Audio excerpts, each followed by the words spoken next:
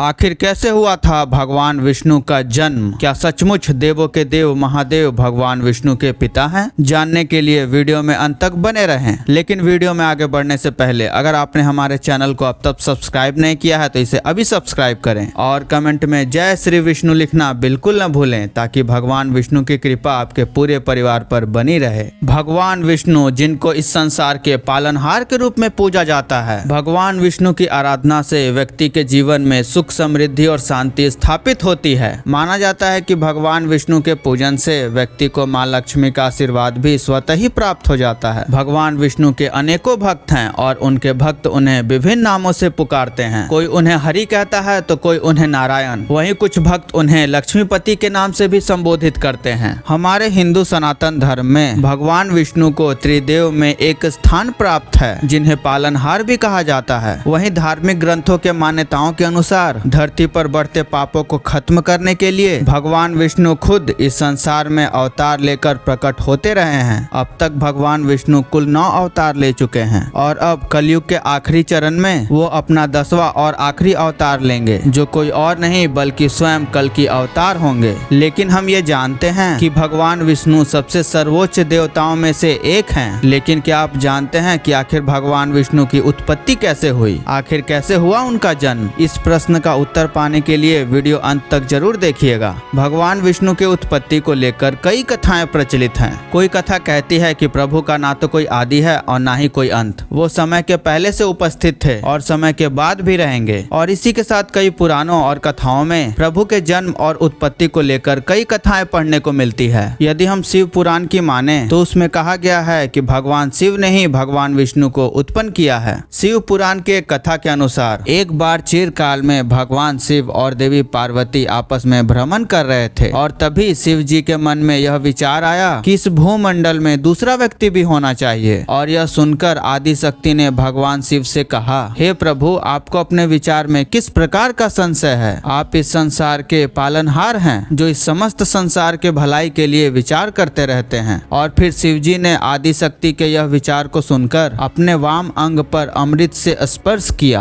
अमृत के स्पर्श करने के बाद एक पुरुष की उत्पत्ति हुई, जिसने पूरे संसार को पल भर में प्रकाशमय कर दिया। और इस तरह भगवान विष्णु की उत्पत्ति हुई। भगवान विष्णु को देख भोलेनाथ बोले, हे वत्स, तुम्हारे होने से यह पूरा संसार प्रकाशमय हो गया है और अंत में तुम्हारा नाम मैं विष्णु रखता हूँ। दरअसल दोस्तों, भगवान विष्णु के नाम के अर्थ में विष शब्द से तात्पर्य प्रवेश करने के अर्थ से लिया गया है। आदि शंकराचार्य ने भी अपने विष्णु पुराण भाष्य में विष्णु शब्द का अर्थ व्यापक ही माना है और उन्होंने आगे लिखा है कि विष धातु का रूप भी विष्णु बनता है। इसे हम आसान तरीके से विष्णु पुराण में दिए गए वाक्य से समझ सकते हैं। विष्णु पुराण में कहा गया है कि उस आत्मा की शक्ति इस संपूर्ण विश्व में प्रवेश किए हुए है, इसीलिए वो विष्णु कहलाते हैं, क्योंकि विष धातु का अर्थ प्रवेश करना है। और इसीलिए तो भगवान विष्णु निरंतर इस धरती पर अवतार लेते रहते हैं, ताकि यहाँ रहने वाले सभी मानव का कल्याण हो सके। चलिए अब हम आपको भगवान विष्णु के 10 अवतारों के बारे में भी विस्तार से बताते हैं। सबसे पहला अवतार उनका मत्स्य अवतार था, उसके बाद कूर्म अवतार, उसके बाद फिर वराह, फिर नरसिंह अवतार, उसके बाद फिर वामन अवतार, उसके बाद फिर भगवान परशुराम अवतार, उसके बाद फिर प्रभु श्री राम, फिर उसके बाद भगवान श्री कृष्ण। यहाँ तक कि बौद्ध धर्म के कई सारे अनुयायियों का यह भी मानना है कि स्वयं गौतम बुद्ध भी भगवान विष्णु के ही अवतार थे। और आखिर में जो उनका 10वां अवतार है, जिनका जन्म कलयुग के अंतिम चरण में होगा, वो कोई और नहीं बल्कि स्वयं कल्कि अवतार होंगे।